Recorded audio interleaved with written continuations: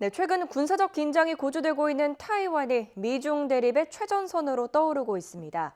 중국이 공군기를 대규모로 동원해 무력 시위에 나선 가운데 미국은 중국에 오판하지 말라면서 경고했습니다.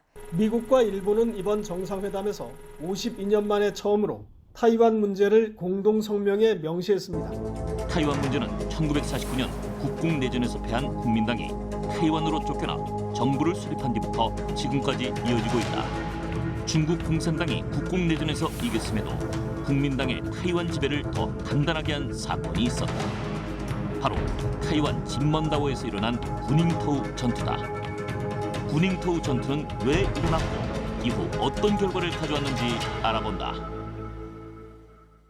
전쟁 없는 세상을 꿈꾸기에 전쟁을 연구합니다. 안녕하세요. 뉴스멘터리 전쟁과 사람 허준입니다. 안녕하세요. 강민주입니다. 미국과 중국 갈등이 점점 격화되고 있습니다. 미국이 타이완과의 교류를 넓혀가면서 중국은 타이완뿐만 아니라 미국까지 굉장히 갈등이 심해지고 있는데 도대체 이 세 나라의 분쟁이 왜 이렇게 일어나고 있는지 많이들 궁금하시리라 믿습니다. 네, 이 관계를 알기 위해선 중국과 타이완의 지난 역사를 알아야 할 텐데요. 먼저 우수근 교수님, 태상호 기자님 모셔보겠습니다. 안녕하세요. 네, 안녕하십니까.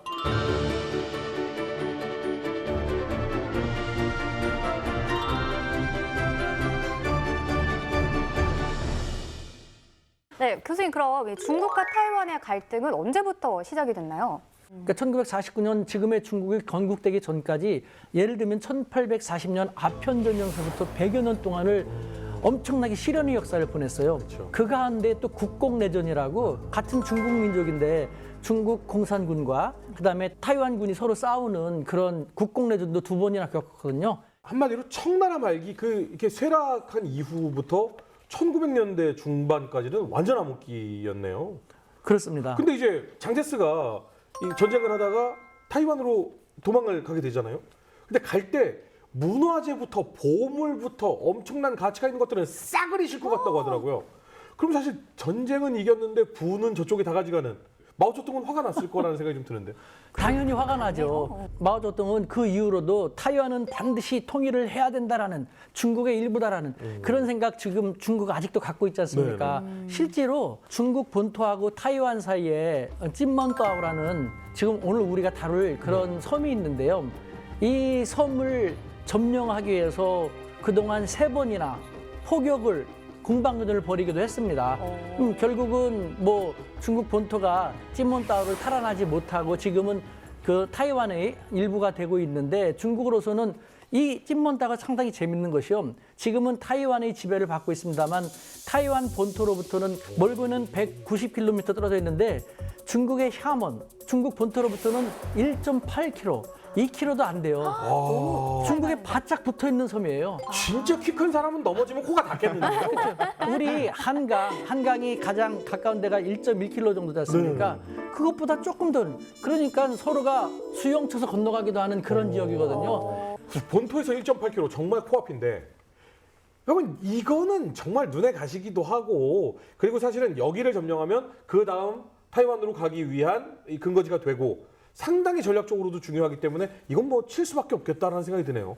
그 1949년에 한 번, 그 다음에 1954년에 한 번, 1958년에 한 번, 3번에 걸쳐서 마오쩌둥은 찐먼따오를 탈환하기 위해서 노력을 했죠. 1949년에 일어났던 그 찐먼따오의 서쪽 지역에 꾸닝토우라는 지역이 있는데요. 그 꾸닝토우에서 전투가 있었습니다. 그 꾸닝토우 전투에 대해서 한번 알아볼까 싶습니다.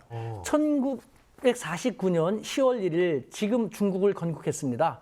뭐 국민당군을 내쫓고 자기들이 대륙의 주인이 됐으니까 얼마나 우쭐했겠습니까?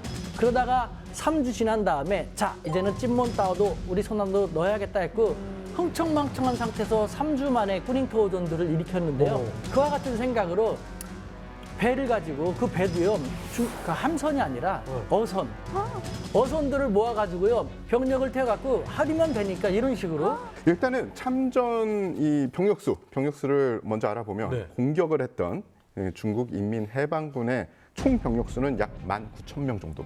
그렇게 많지는 않네요. 많지 않죠. 예, 그리고 방어를 했던 국민당군의 병력수는 약 4만 명 정도.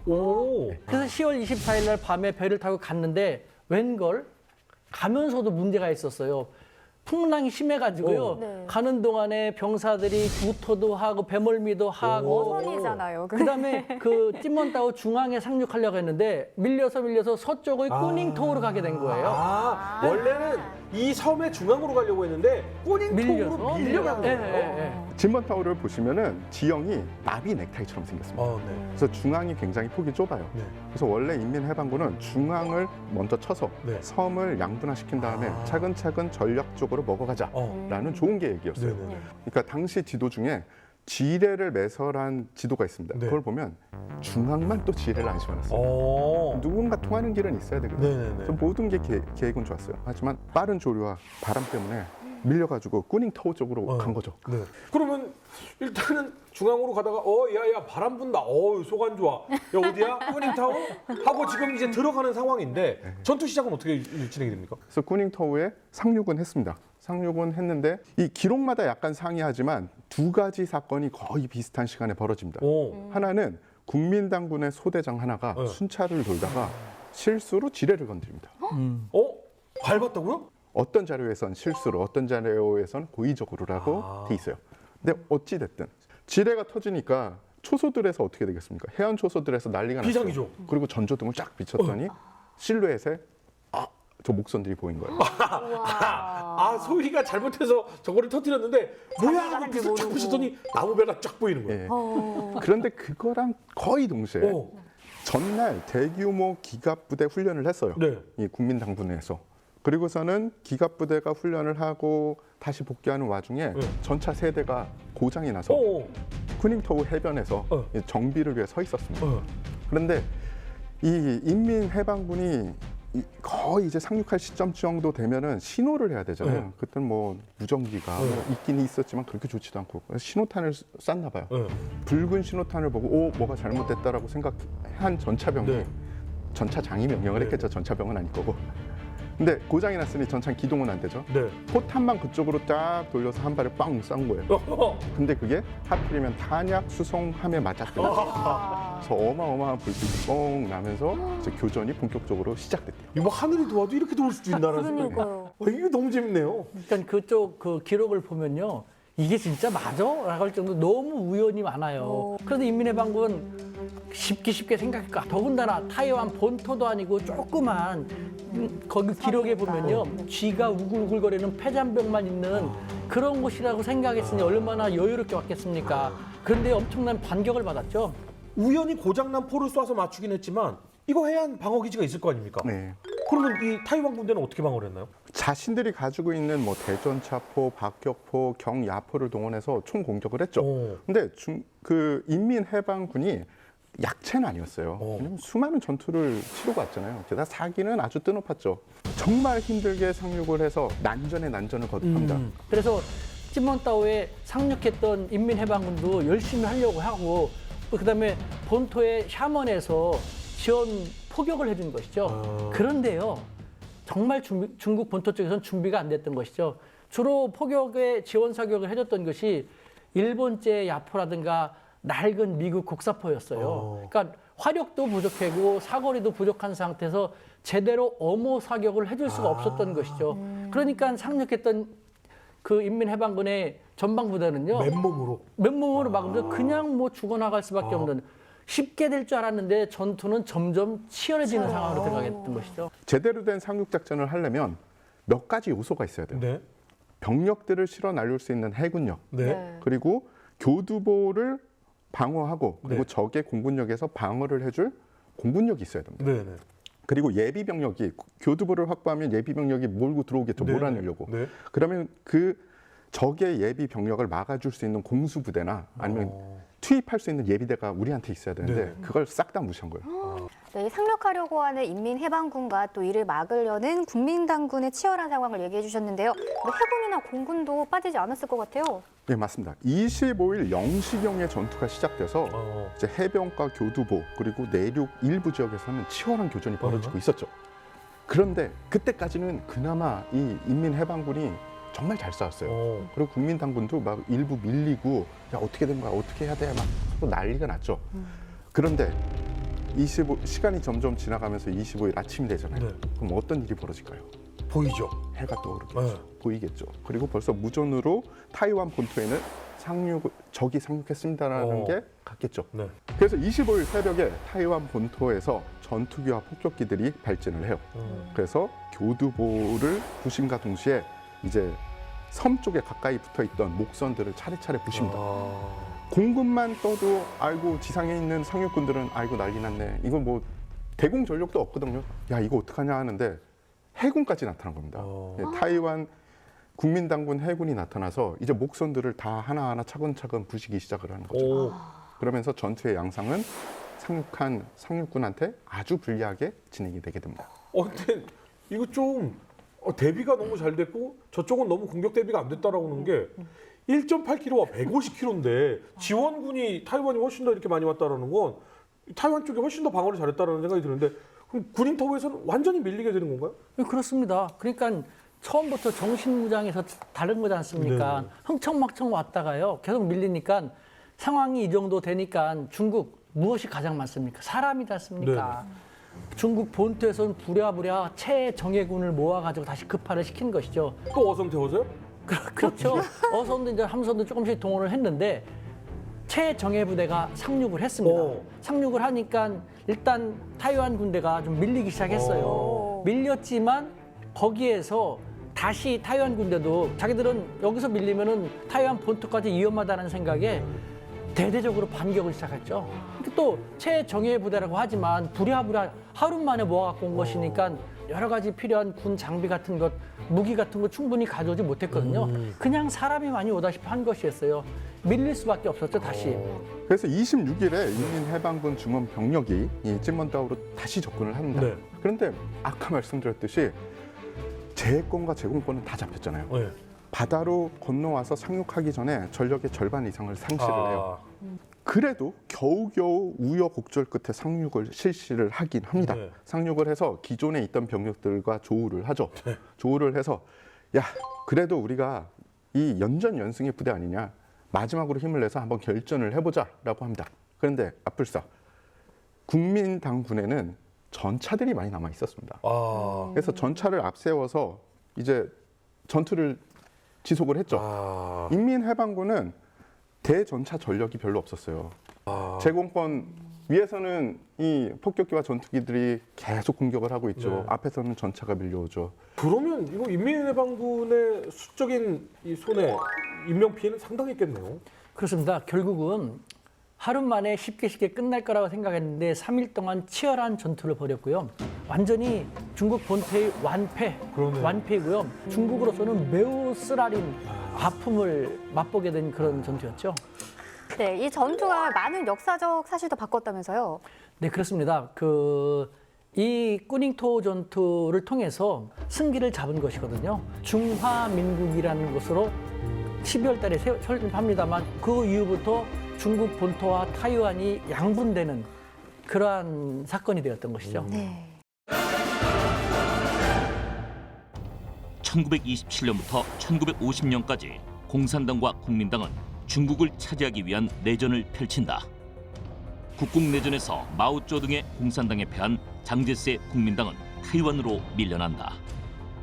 중국은 타이완 점령을 위해 먼저 타이완군이 주둔해 있는 전략 요충지 진먼다오를 공격한다. 중국군은 타이완군을 패잔병 취급하고 진먼다오 탈환을 쉽게 승낙한다. 그러나 타이완군의 예상치 않은 반격에 중국군은 최정예 부대까지 동원하지만 결국 완패하고 만다.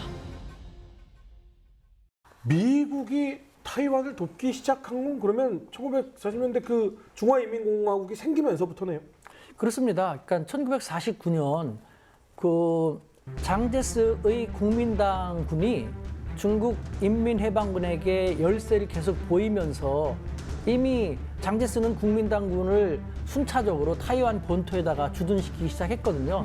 그럴 때 미국이 호의를 하고 도와주지 않았으면 안 될 뻔했습니다. 1949년 10월 미국의 호의를 받으면서 타이완의 국민당군이 본토로 갈 때 찐먼다오에 군을 상륙시켰고 타이완은 미군의 도움이 처음부터 없었더라면 찐먼다오를 가질 수가 없었던 것이죠.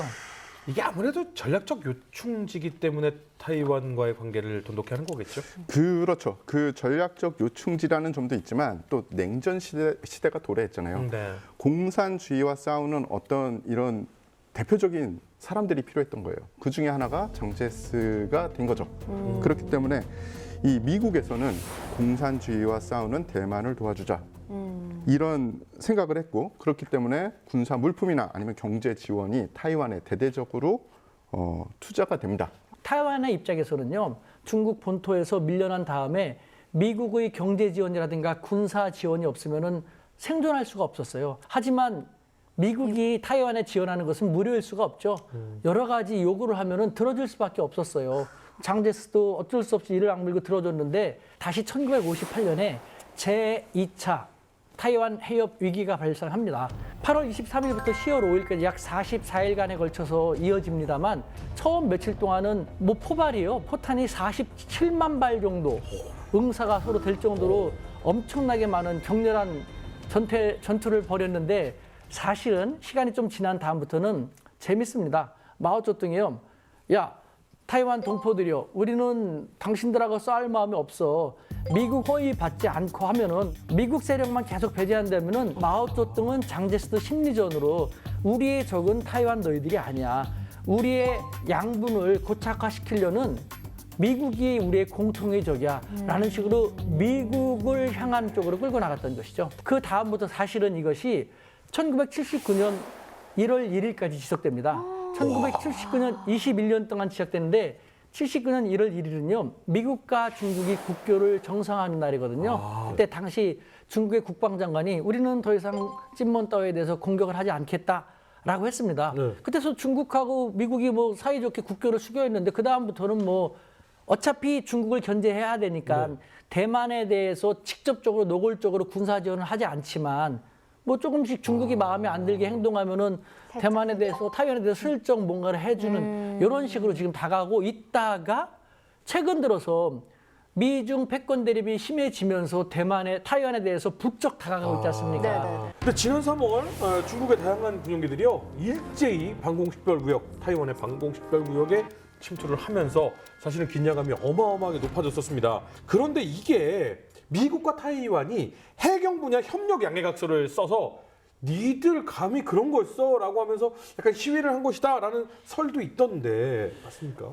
긴장이 계속 고조되다가 어떻게 잘못돼서 우발적으로 최첨단 무기 한두 개라도 발사하게 되면요.